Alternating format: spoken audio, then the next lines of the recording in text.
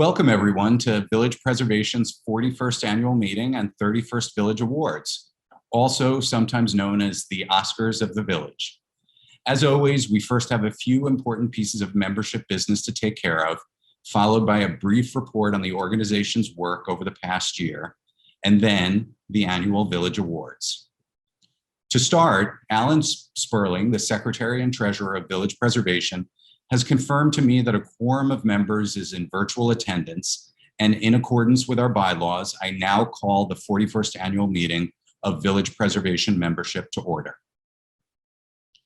All members have received a copy by email of the 2020 financial and membership report. It's now my pleasure to introduce Justine Leguizamo, trustee and co-chair of the nominating committee. She will present the committee's 2021 report to the membership. Village Preservation's nominating committee is entrusted with the task of identifying new members for our Board of Trustees and confirming the continued engagement of trustees. It is now with great pleasure that I present the slate of trustees recommended by the nominating committee to be voted on by the Village Preservation membership this evening via the Zoom poll. When it comes time to vote, you'll see a pop-up screen on your screen. Please click on the yay or nay button to indicate your vote.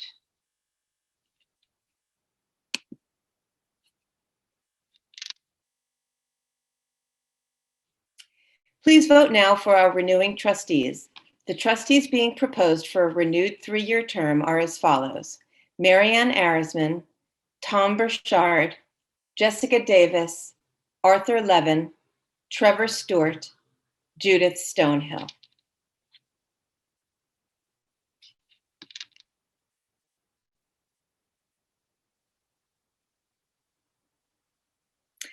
Thank you. All returning trustees have been approved. Congratulations and thank you to our returning trustees. I would like to recognize and thank Village Preservation's amazing and dedicated staff who have helped make this evening possible, all the while continuing to advance our mission. A sincere thanks to Sam, Ariel, Linnell, Sarah, Lena, Juan, and David. Our Executive Director, Andrew Berman, will next present his annual report to the membership.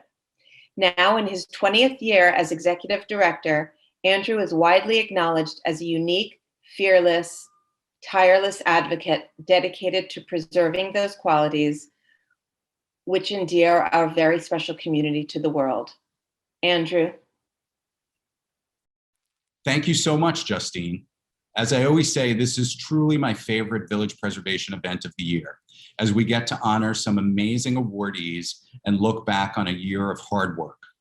Along those lines, I'd like to extend my thanks to this year's incredibly hardworking awards committee and its chairs, Tom Burchard and Catherine Schoonover, and extend congratulations to all the nominees, and most especially to this year's 7 amazing awardees. Before we get to the fun of the awards, it's my honor to share with you a brief summary of Village Preservation's activities over the last year. This has been a challenging 12 months for Village Preservation, grappling with, among other issues, the COVID pandemic, from which we are now happily finally emerging, which has no doubt been a challenge for many of you as well. We had to learn to do everything, including this event, virtually, even as life in the city came to what appeared to be a screeching halt. And I'll be honest with you, I was worried that Village Preservation might lose touch with our community as a result. But I'm thrilled to report that exactly the opposite has happened. Over the past year, our connections and the organization has grown tremendously. We conducted nearly 80 public programs, our most ever, attended by over 11,000 people, more than double the previous year. Our website saw close to 250,000 visitors this past year, with just shy of 1 million page views. Our blog, with 299 new entries over the past year, was viewed more than 90,000 times. Our Facebook and Twitter following grew by 12% each, with our tweets reaching 3 million people. Our Instagram following increased by 63%, and our YouTube subscribers increased by 73%, with our videos garnering more than 113,000 views, up 32% as compared to the prior year. Perhaps most importantly, the number of our members and the support they gave also grew over the last year, in spite of the hardships many faced and the various other places they could have focused their attention and generosity. This allowed us to do more research, create more public programming, and lead more advocacy efforts than ever before over the last year. We are eternally grateful for that support and for that vote of confidence. And there was a lot to do. For our children's education program, we created new online versions of the existing program for classes as well as individual children and parents to access remotely, which several hundred did. We also created a new curriculum for elementary and middle school children on African American history of Greenwich Village and beyond, which served over 830 students in just its first few months. We created a wealth of new online resources to educate and engage the public around the rich history of Greenwich Village, the East Village, and NoHo. This included our new South of Union Square map, linked to that ongoing advocacy effort, with histories of 200 buildings in this vulnerable area and 40 tours built around themes such as civil rights and social justice movements, architecture, artists, writers, and more. We celebrated the centennial of the 19th Amendment with our map and tour of critical sites and events in our neighborhoods connected to the women's suffrage movement, and marked the bicentennial of the Greek War of Independence with a map and tour of scores of sites in our neighborhoods from the early 19th century in the Greek Revival style, a defining architectural style of our neighborhoods, which was inspired in part by that event. We celebrated Village Preservation's 40th anniversary with a new story map showing 4 decades of expanding landmark and zoning protections and otherwise improving and preserving the landscape of our neighborhoods. We added several new donated collections of photos to our online historic image archive, from artist studios and immigrant-heavy public schools of the 1930s to a range of slice-of-life photos of Greenwich Village, the East Village, Soho, and Tribeca in the 1940s, 50s, and 60s, to images of the semi-abandoned Hudson River waterfront in the 1970s and 80s.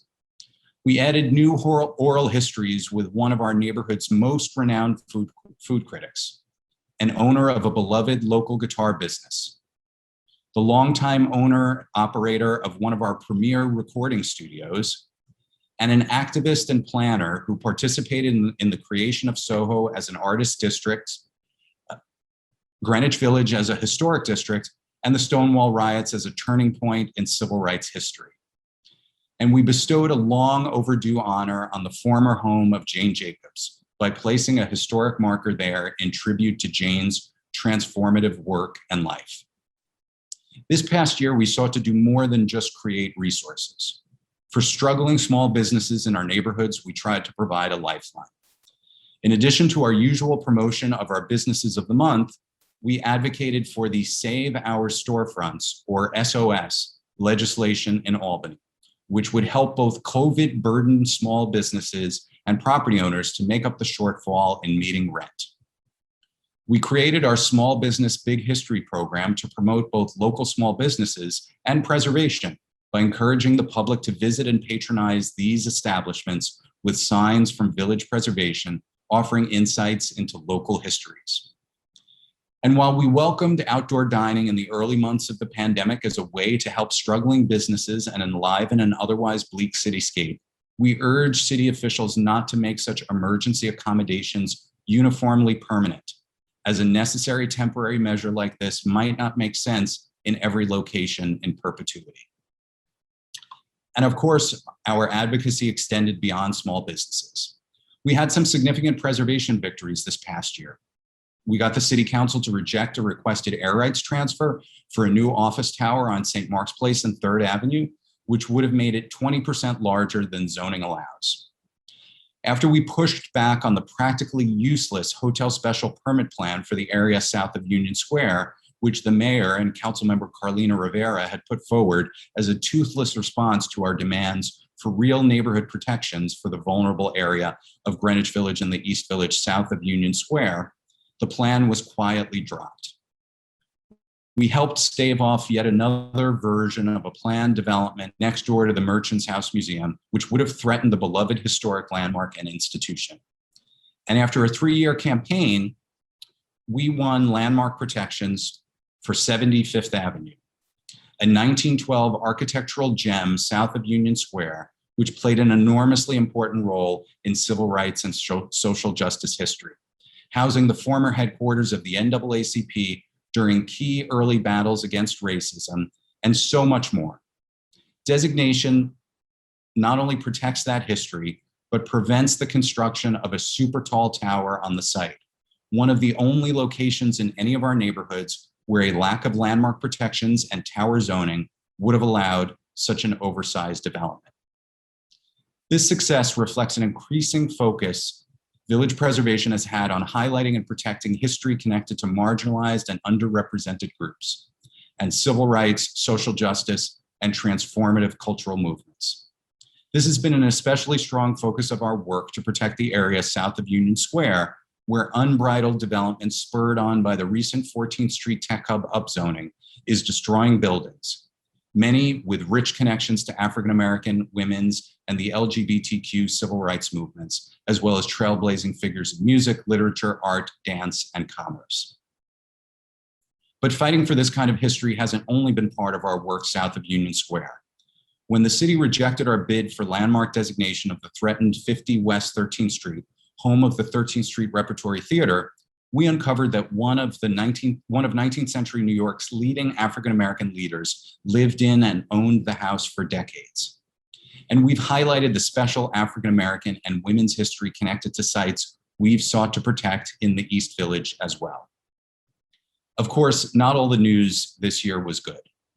In spite of ample evidence we provided that 1416 Fifth Avenue in the Greenwich Village Historic District was connected to some of the most important figures in American history, the Landmarks Preservation Commission approved demolition of the 170-year-old former townhouses by the narrowest of votes, 6-5, though our advocacy did result in a 42% reduction in the height of the planned replacement tower.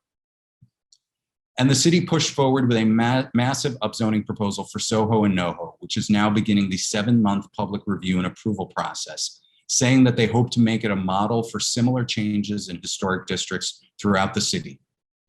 But we've been on the front lines in opposition to this bait and switch giveaway to developers, issuing reports and analyses that demonstrate that the plan would likely destroy more affordable housing than it creates, and actually incentivizes building without affordable housing, and instead promotes huge big box chain stores, high-end corporate offices, hotels, luxury condos, and dorms or other facilities by institutions like NYU.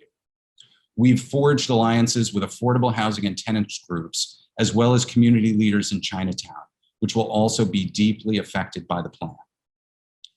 And in the East Village, we continue to fight a malevolent developer seemingly hell-bent on destroying the landmarked former PS64 Charas El Boquio Community Center, as well as an intransigent city which is doing all too little to stop him and to return the building to community use as promised. We've got our work cut out for us in the months ahead.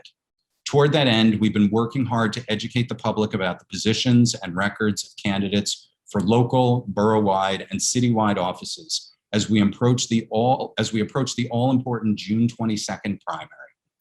We've held candidate forums, distributed candidate questionnaires, organized pro-preservation petitions, and gathered candidate statements on important issues to help inform voters when they make their choices. Looking ahead, one other item I would be remiss not to mention is our annual benefit. Last year, COVID prevented us from staging a full benefit, but our benefit committee, with little time but an incredibly generous property owner, put together an amazing virtual tour of the interior of one of the most stunning spaces in the West Village.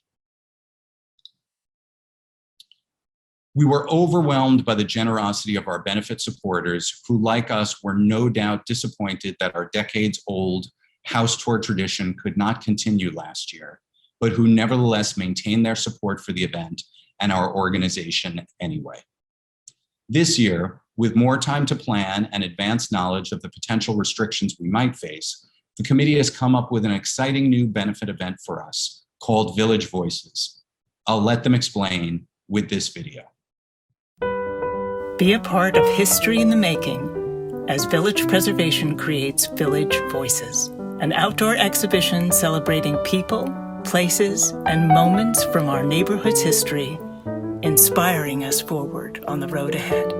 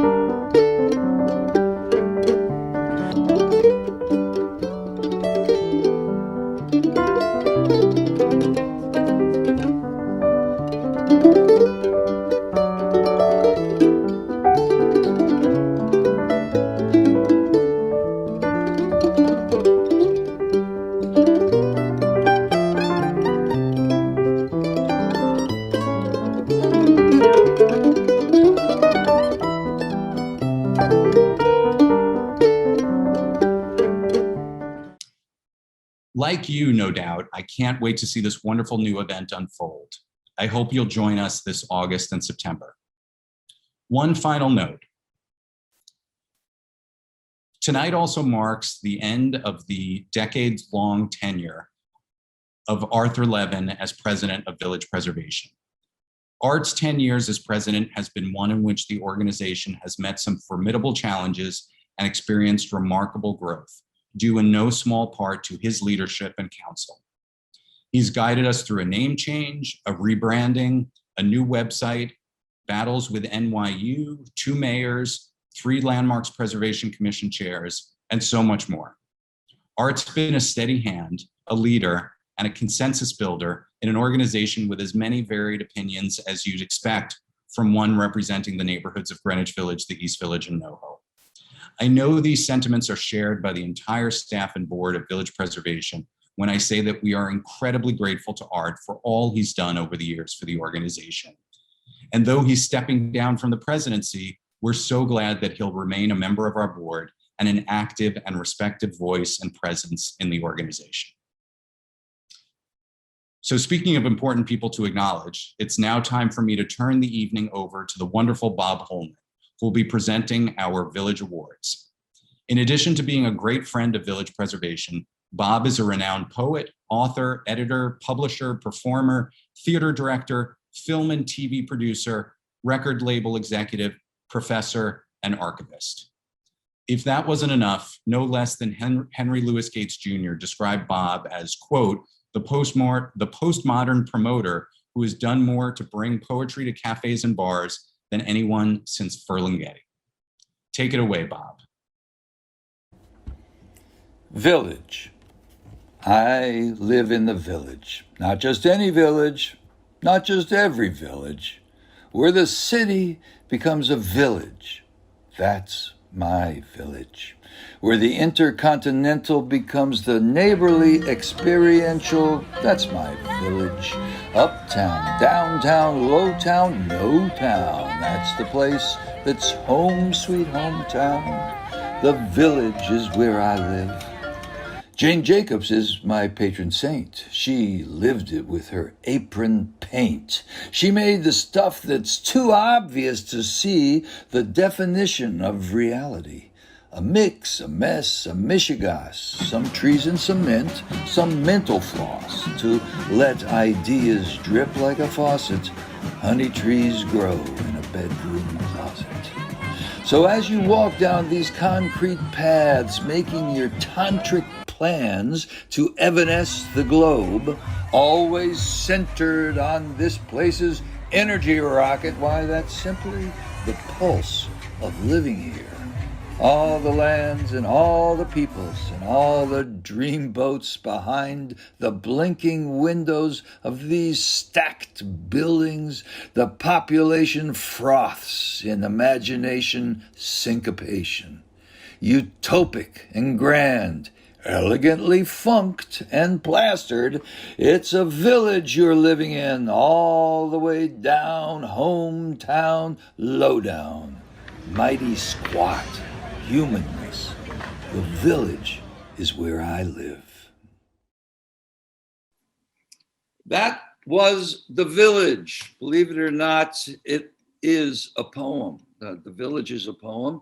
And that marvelous video from Doyle Partners, written by Bob Holman, that's me. I'm glad to be here today. I'm glad we're all here today.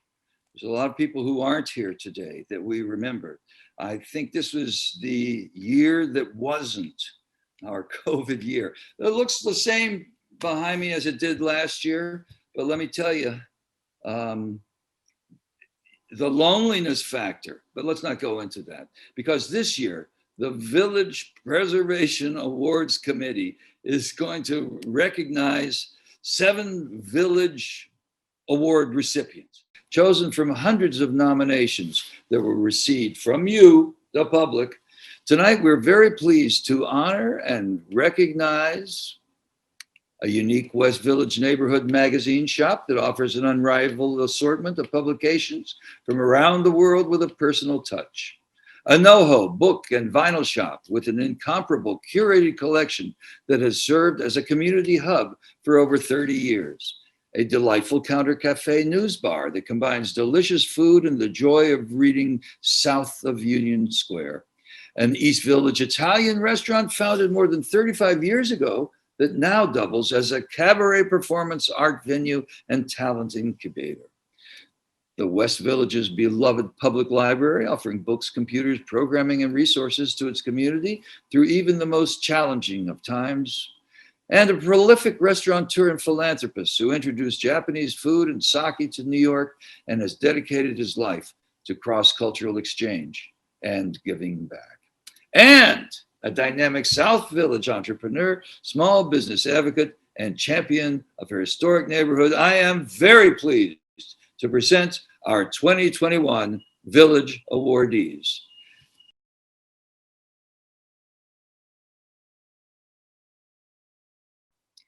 Our first awardee is Mercer Street Books and Records, which has been a staple of our neighborhood for over 30 years. One of the last of its kind, it's a small bookstore with an amazing curated selection of books and records, offering a rich experience for both diehard bibliophiles and vinyl collectors, as well as casual browsers and everyone in between. Mercer Street Books and Records was founded in 1990, but from 1984 to 1990, it was the home of a bookstore called Art of Reading, and before that, the Libertarian Bookstore, dating back to 1964. Wayne Conti, the owner of Mercer Books and Records, is a writer who lived around the corner from the store long before he took it over, and happily still does. Wayne was a regular patron of both the previous iterations of the store. When the owners of Art of Reading decided to move on in 1990, he acquired the store and has run it independently ever since. He changed the name to incorporate the street name, since one of the complaints about the store in pre-internet and smartphone days was that it was hard to remember where it was. It's kind of around the corner, isn't it? For Wayne, moving to the Village from his home in New Jersey was a dream come true. He's a published writer himself and even had one of his works on National Public Radio. He's getting set to publish his next book himself through an imprint he's created as part of the store. Wayne built upon the reputation of the store as a writer's bookstore, and over the years successfully courted such distinguished clientele as Susan Sontag, Tom Stoppard, who gave an impromptu in-store performance once, and Patti Smith, who donated several boxes of books from her private collection to the store. Selections at Mercer Street Books and Records range from art and architecture to poetry, literary criticism, and philosophy. Wayne's delighted when his patrons drift around, browse the shelves, take time to explore and discover things. He believes that having places to browse is critical for young and old alike, and sees his mission as providing a place and a selection that people can delight in discovering in a way that online shopping just can't offer. Wayne has also been fighting to stop the overdevelopment of his neighborhood and to maintain his special character. He faces that every day. NYU's Mammoth 181 Mercer Street is just across the street, being constructed as the largest building in Greenwich Village. But in spite of the construction noise, the looming shadow of his new institutional neighbor, the competition from chains and online stores, and of course the shutdowns necessitated by COVID-19, Wayne Conti has not only held on, but continues to provide an unparalleled environment for browsing, hunting, and learning that simply isn't replicated anywhere else. For his love of the written word and artistic expression, for his community activism and his dedication to his beloved books, records, and customers, we're thrilled to award Wayne Conti and Mercer Street Books and Records a 2021 Village Award. Hello, I'm Wayne Conti. This is Mercer Street Books. Well, I want to start by thanking everybody at the Greenwich Village Society for Historic Preservation for giving me this award. It's a nice feeling, I have to say. It's quite a nice feeling. Well, I certainly will put the sticker right next to my other Business of the Month sticker, so they'll be on my window, on my door for everyone to see. And they're nice and round and green, so no one thinks they're eviction notices. It's been a big fight to try to keep development down. And we're not always succeeding, as the monstrosity just outside the window certainly proves, but everybody there has been fighting the good fight. We're still here selling books. It's interesting that a lot of the younger people don't quite understand what a used bookstore is and just coming in and browsing. They always want to be told what to buy, and they get mad when I can't tell them. And I don't want to tell them, right? You lose yourself in a used bookstore the way you lose yourself in New York City, the way you lose yourself in Greenwich Village in particular. That's the city we want, and this is the bookstore I have. So people who come here can walk, they're amazed. Oh, younger people are amazed. They're walking into history. Because really, there are very, very few places like this anymore, and I'm trying to keep it going.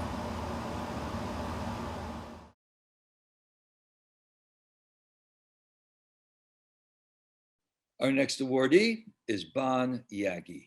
According to the New York Times, Mr. Yagi has dedicated himself to building a culinary and cultural vortex, casting himself as its mustachioed Buddhist godfather, reverently known as Yagi-san. But Bon Yagi's story is in many ways about how a dream came true in the East Village for someone drawn to the neighborhood from a world away. Yagi was raised in Japan and through a series of what he calls accidents, found himself in the East Village where he instantly felt at home. Yagi entered the world of food through his own Second Avenue Fruits and Vegetables, which he started with a truck and a stairwell for storage. Now Yagi's TIC restaurant group boasts 14 locations around the city, mostly in the East Village. It started with an American diner called 103, but when the spot attained a measure of success, Bon realized that what he really wanted to do was introduce Americans to traditional Japanese food. He wanted to share with Americans the variety and delight of Japanese sake, cooking techniques, tools. This became his mission. In 1984, he opened his first Japanese restaurant, Hasaki. It was named after his father's hometown, as Yagi's work has always been rooted in family. His wife Tomoko and his children Sakura and Daihachi are all involved. Sakura is now the COO of Yagi's TIC business group. Bon Yagi's vision was enormously influential as he created new markets for food most Americans didn't even know existed. Ultimately, he helped create what is now known as Little Tokyo in the East Village, the concentration of Japanese food establishments on and just north of St. Mark's Place.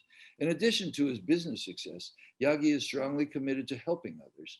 He's raised money for the communities in Japan that were affected by the earthquake and tsunami, kept his restaurants open during Hurricane Sandy to provide food and share his generator, and has helped many young restaurateurs launch their careers. He has personally sponsored 7 parades in the East Village and created a scholarship for American chefs to study Japanese cooking techniques.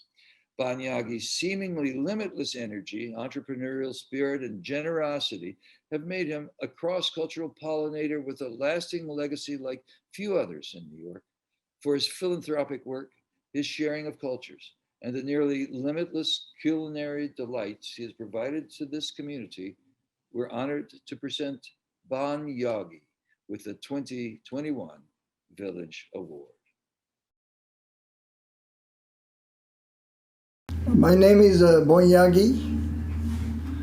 I like to say a few words for getting this Village Award.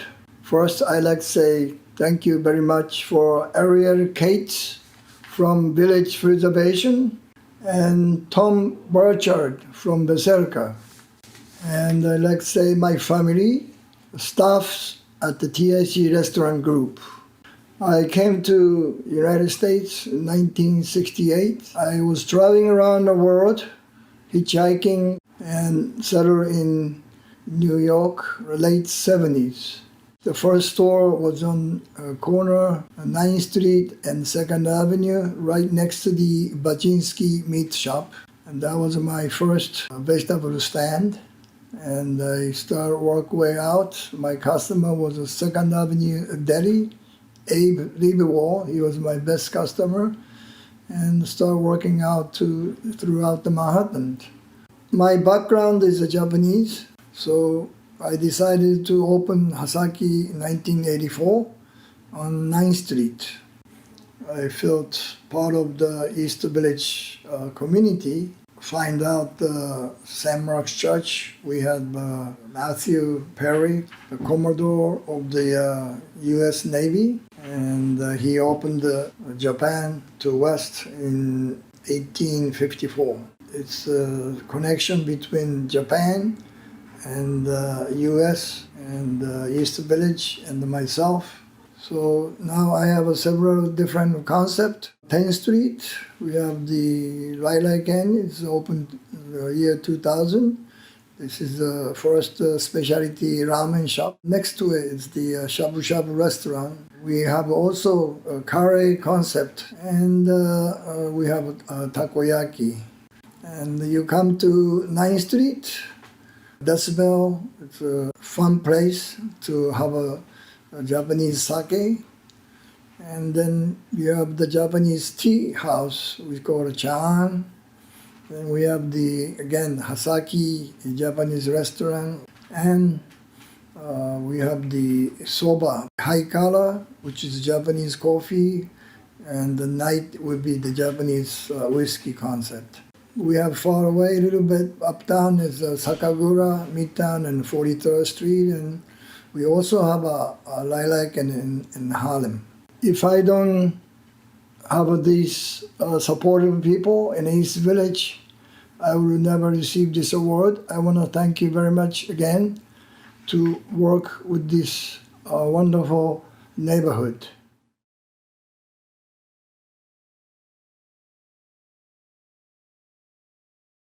Our next awardee is Casa Magazines. Casa Magazines opened about 50 years ago, and for the past 26 years has been operated by Mohammed Ahmed, a treasure of Greenwich Village. Mohammed has been named the last king of print by the New York Times.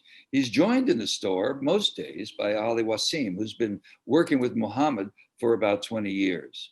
Casa is cramped in the best of ways, as its tiny, irregularly shaped space is filled with over 3,000 magazines. The bestsellers are laid flat on the lower ledges, while a broad array of quotidian and esoteric titles from all over the world are arrayed on racks and shelves packed to the ceiling. But Mohammed and his staff know where every single title is, and if they don't carry it, a rarity, Mohammed is glad to order it for you, even ship it to you. The daily tabloids and international papers are also on hand, along with gum, batteries, and all those other daily essentials. Casa not only offers every magazine from around the world, it's a neighborhood go-to hotspot and hangout. Mohammed knows everyone by name, and everyone there seems glad to stay a while and chat. But Casa was hit hard by COVID-19. It was forced to close for several months until granted permission to sell outdoors in June last year, 1 month before New York State allowed businesses like this to reopen. Business is still down, but it's slowly coming back, and folks can once again walk into the shop. One Casa fan wrote to us, when Casa Magazine was able to open, it resiliently proved to be a gathering place, a place to actually go with people. The papers were set up on tables outside so people didn't have to cram in the tiny but meticulously well-organized store. Ali would go inside and bring out requested magazines. Casa Magazines has an extremely popular Instagram account at Casa Magazines NYC, at Casa Magazines NYC, run by Happy David, at Happy David. The shop's Instagram following has miraculously grown to over 27,000, harnessing the same digital media that in many cases has killed the printed word. Casa and Happy have almost single-handedly popularized the hashtag long live print, as well as spearheaded multiple fundraisers to help keep the ship afloat. Or is that the shop afloat? Anyway, Happy has recruited excellent artists for the fundraising swag. The Casa canvas bag is very chic and has been spotted all over town. For their incredible dedication to their customers, for providing an unmatched selection of printed literature from around the world, and for nimbly adapting to the most challenging of circumstances, we're honored to present Mohammed Ahmed and Casa Magazines with the 2021 Village Award. Okay. My name is Mohammed Ahmed. I'm from India. I'm running the Casa Magazines in 1995. So thank God still we are in business. After COVID also we suffered a little bit, then after that we are okay now. And thanks for the preserve all our customers, especially our neighborhood customers all around the world. People come to me and I will mail the magazine to them. They are happy so far. And thanks for the preservation, village preservation to select our award. I appreciate it.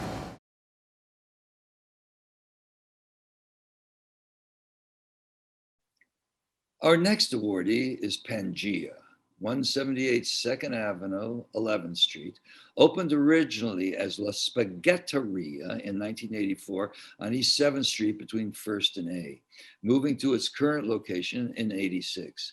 In 96, the name changed to Pangea, and in 2015, Pangea started programming music and performance in addition to serving its delicious fare. It's the best cabaret downtown. As per their website, Pangea is known for supporting artists of all persuasions, offering an essential safe place for taking artistic risks and for its delicious and spirited downtown hospitality. Its role as an incubator for New York's culture in a city where the cost of living has become prohibitively stratospheric for artists, for everybody, is seen as vital to preserving the East Village's identity as a counterculture hotbed. The New York Times calls Pangea a bohemian oasis. I concur. The owners, Stephen Shanagan and Arnaldo Caballero, are longtime partners. Stephen studied cooking in Italy and worked in a number of New York City restaurants before opening La Spaghetteria with Arnaldo. Beginning in 1984 on East 7th Street, the restaurant took off and stayed in business until '89. The pair expanded with another La Spaghetteria restaurant at the current location of Pangea in 1986. Stephen said that because of the rise of low-carb diets in the mid-1990s, they changed the name of the restaurant from Spaghetteria to Pangea. As a poet, I appreciate the rhyme. They changed the menu to include a wider range of delicious options. And in 2015, after the city outlawed smoking in bars and restaurants, Stephen and Arnaldo took the restaurant's back room, which had been the smoker room, and at the suggestion of their artist friends, converted it to a cabaret space, allowing Pangea to enter its most recent and most celebrated phase of its life. The cabaret space quickly became increasingly known as home to an eclectic array of performance, from traditional cabaret in the American Songbook to multimedia experimental performance and political acts as well. Many performers have loved coming to Pangea to try out new material before they launch a tour or play larger venues. Notable performers include musician and activist Stephen Said, performance artist in 2019 Village Awardee Penny Arcade, hi Penny, and Broadway's Michael McCasey. Stephen and Arnaldo have heroically kept Pangea open during the pandemic for outdoor dining, made it a warm and welcoming place for performers, diners, and audiences alike, and I've been there numerous times. Hello, but it wasn't easy. In October, after 6 months of being shut down, two artists, Penny Arcade and Tammy Faye Starlight, separately recorded videos in the cabaret room, each of which was shown on demand for 1 month to raise money for Pangea and to support the artists. In spite of the many obstacles over the past year, the restaurant is open, and Stephen is upbeat about the future as support from the artists and performers, as well as the broader community, continues. For cultivating a one-of-a-kind space for over 35 years with delicious cuisine and a performance space that reflects the best creative energy of our neighborhood, we are honored to award Pangea, Stephen and Arnaldo, with a 2021 Village Award. Accepting on behalf of Pangea is Stephen Shanahan. Hi, I'm Stephen Shanahan, co-owner and manager of Pangea Restaurant and Cabaret. On behalf of the entire Pangea crew, we are honored to accept this award. I sincerely thank all the Village Preservation Board members that nominated and voted for us. I would also like to thank our amazing neighbors who have supported us over the past 35 years. My deepest gratitude goes to our neighborhood friends, Penny Arcade and Steve Sentner, who helped me organize and launch a GoFundMe campaign last March, and who continue to rally an army of supporters. Also, our dear friend Kevin Maloney of Tweed Theater Works, who produced a virtual fundraiser at the end of December with the help of over 23 dedicated artists, which helped us raise funds to get through the cold winter months during the pandemic. Just a quick history of who we are. Pangea is located at 178 2nd Avenue between 11th and 12th Streets. We opened our doors in September 1986, formerly as La Spaghetteria. In addition to being a local restaurant, our mission was to be a gathering place for local artists, writers, and actors. We immediately partnered with all the local arts groups. We hosted many of their pre- and post-performance events. Over the years, Pangea has become a second home to neighborhood artists. In 2016, we started to produce our own live performances, with everything from jazz, original singer-songwriters, to spoken word. Since the majority of our friends and neighbors were singers, actors, and writers, it didn't take long before the calendar filled up.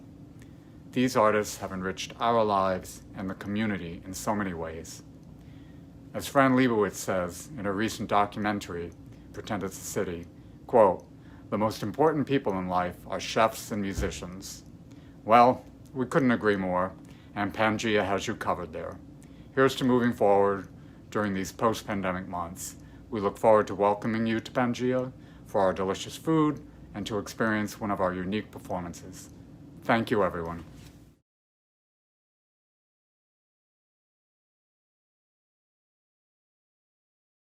Our next awardee is Newsbar Café, located at 107 University Place between 12th and 13th since 1994. This is a quintessential local cafe where you can get your newspaper, your coffee, and a quick snack or a full meal, all with a community connection. It's a combo kitchen, office, living room, study, restaurant. The food here is also delicious and the staff is friendly and helpful. What more could you want? It's the cheers of the neighborhood where customers and staff alike know each other's names. Its friendly, familial atmosphere permeates the entire space.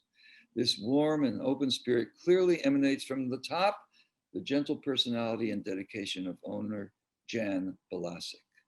Newsbar has survived the recent hard times that have left many businesses up and down University Place shuttered. This special place stayed open during the pandemic, continuously promoting neighborhood goodwill and allowing folks to feel connected to the rest of the world.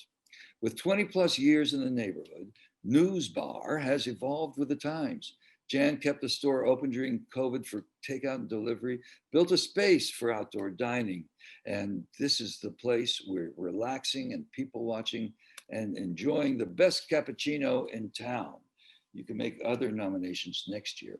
Jan likened their COVID struggles to how tough it was to keep going during the construction of the 21 East 12th Street Tower directly across the street when the whole block was closed for long periods of time. And what got them through it then, Jan said, it was the loyalty of our customers that kept us going, and that's what's keeping us going now. I can't say enough about them. Their loyalty has been phenomenal. I think we should give a Village Award to the customers. Let's think about that. And indeed, the community does speak up for Newsbar. One nominator said, as Newsbar continues to be surrounded by cookie cutter chains, we're fortunate to have a nice local spot on University Place.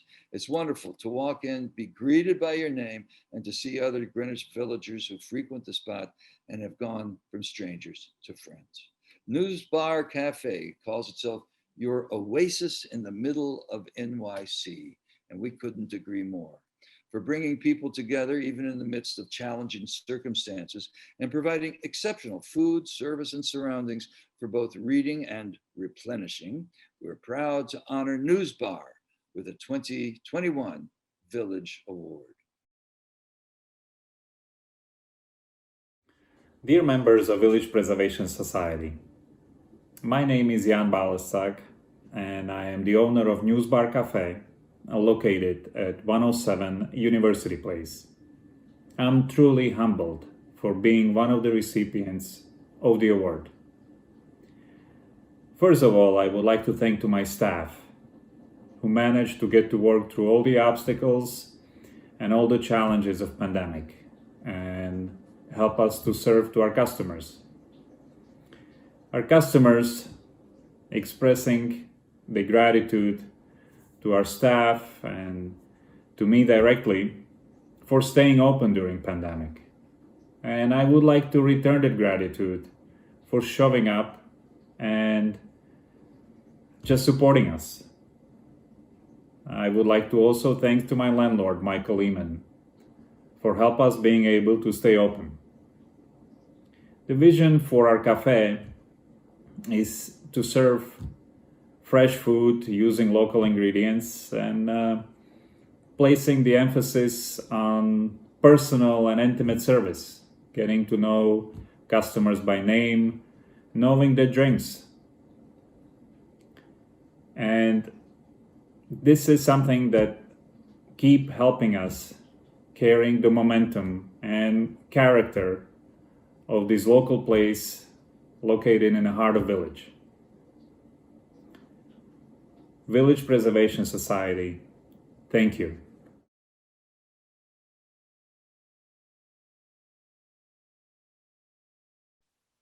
Our next awardee is the Hudson Park Library. Tucked away on one of the most beautiful streets in the city, the library has served Greenwich Village since 1906. Graced with large windows overlooking James Walker Park and St. Luke's Place, This beloved public institution is a relaxing and nurturing place to work, read, and play, and think. The Hudson Park Library is a second home for countless residents of and visitors to the West Village, shaping generations of a community's love for reading, providing safe, kid-friendly space for those explorations. Miranda Murray, the library manager, said that people walk in just to say how much the library meant to them as a child and how excited they are that their children now get to enjoy it.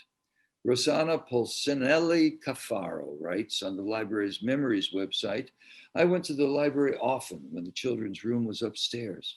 I still remember the thrill of applying for my first library card. In 1964, I climbed up on the stool so I could reach the desk where I took the oath to take good care of the books I would be borrowing. I would take out the maximum number of books allowed. At first, I was in the easy reader section, the lowest bookcases. As I got older, I moved up to fiction, the taller bookshelves. I can still remember the rooms, the shelves, and the smell of the library. Others remember the library as a comfort, a place to make mischief safely, a school field trip, and much more. The Hudson Park Library has an impressive literary history. The poet Marianne Moore worked here as a library assistant, and literary luminaries who lived in the neighborhood would frequent the branch. The historic spirit is captured when you enter the front door of the building. Designed by the renowned architectural firm of Carrere and Hastings, this was the 16th library branch to be built, and it was built with funds donated by Andrew Carnegie. Stores opened January 24th, 1906.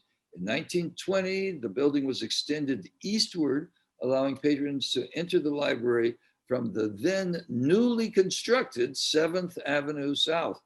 Since the pandemic, the Hudson Park Library has developed online family story times, creative aging workshops, Spanish language events, and more, and they're highlighting their digital collections and ebooks.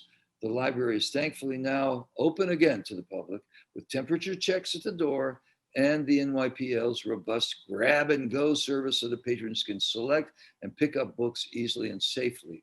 This cherished space has not only survived, but grown to meet the changing needs of its community and to face every challenge thrown at it for over a century. For this and the vital services it continues to provide for so many, we're honored to present the Hudson Park Branch Library of the New York Public Library with the 2021 Village Award. First of all, thank you, Village Preservation, for this award and for all that you do for Greenwich Village. I've managed the Hudson Park Library for 8 years now, and being able to work in such a historically and culturally rich neighborhood is a librarian's dream come true. The neighborhood and the people that live here are what inspire us every day to keep thinking of new and creative programs to entertain you and to hopefully enrich your lives.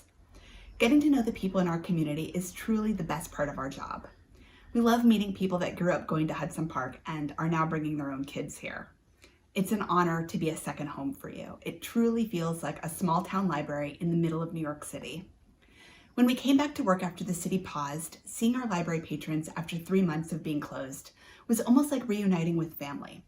It means a lot to get this award after the challenging year that we've all had, and we hope that Hudson Park continues to be an important part of your lives going forward. I couldn't possibly do this without our incredible staff who serve our community every day with creativity, kindness, and patience.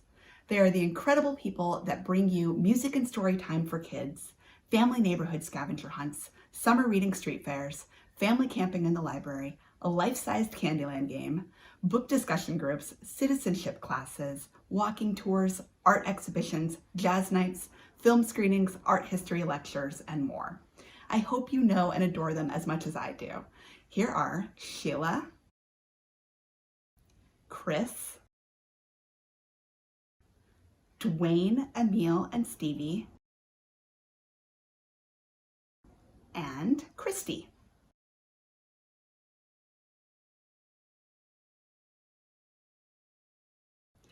Thank you so much from all of us, and we hope to see you soon at Hudson Park.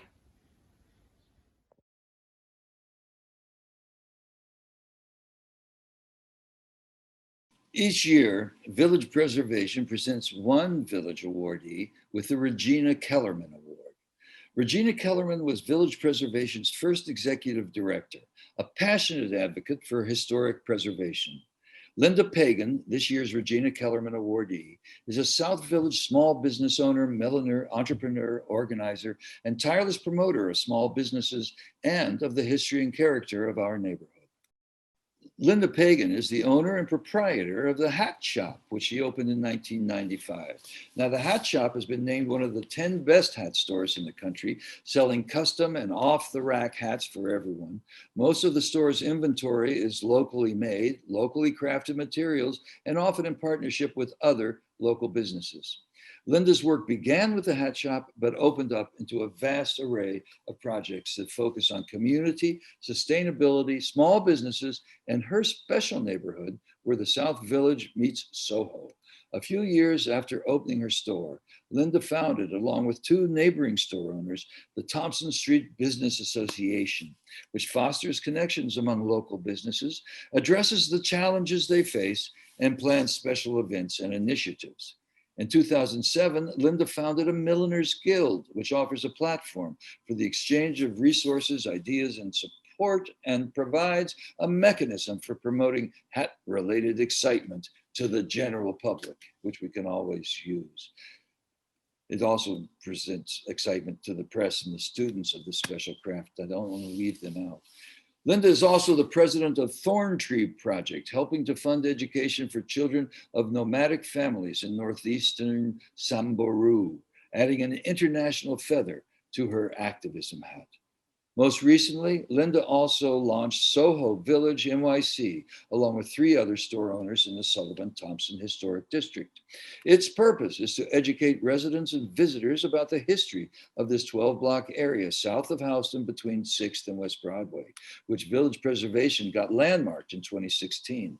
Through Soho Village NYC, Linda has become a tireless promoter of local heritage, local businesses, using social media and the Soho map, which she created to guide visitors through the neighborhood. To address the small business crisis during COVID, Linda helped found Save Our Storefronts, SOS, a coalition of small businesses throughout the state that mobilized with the goal of securing, through legislative means, assistance with rent for COVID-19 affected businesses. SOS worked together with our Assemblyman, Harvey Epstein. Shout out to you, Harvey, and with the support of Senator Brad Hoylman. Due to this incredible mobilization, New York State earmarked $800 million in its budget for small business relief or debt relief. Linda continues to create, promote, and advocate. Her newest network is the Neighborhood Network, which aims to support elderly and single local residents and to address the difficulties of isolation, especially during crises such as the present one. Linda embodies the intersection between small business, community, activism, preservation. For all of these efforts and accomplishments in championing and enhancing her community, her neighborhood, and her city, we're honored to award this year's Regina Kellerman Award to Linda Pagan. I'm incredibly excited to be here this evening at the 31st Annual Village Preservation Awards. I am incredibly honored and a little taken aback at the award that the awards committee has bestowed upon me, the Regina Kellerman Award. I did research on her and I'm really wowed by her, and I only can hope to live up to her reputation and the award recipients that preceded me.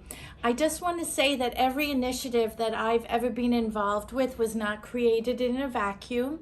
It was created by groups of individuals, and maybe I was the cheerleader to bring the people together, but it wasn't just me on my own. I am incredibly lucky to live in a designated historic district with lots and lots of neighbors. And what I want to say is that we're living in an extraordinary time. This is our second year of the pandemic. We're coming out of it and we're taking our masks off. And I have a new initiative that I'm starting called Neighbor to Neighbor. And very often my initiative started with a smile. And so I'd like to read a poem by the British comedian Spike Milligan about a smile, and how now that we're coming out of this pandemic, maybe we can start a different kind of epidemic. So here we go, okay? Smiling is infectious, you catch it like the flu. When someone smiled at me today, I started smiling too. I walked around a corner and someone saw me grin. When he smiled, I realized I'd passed it on to him.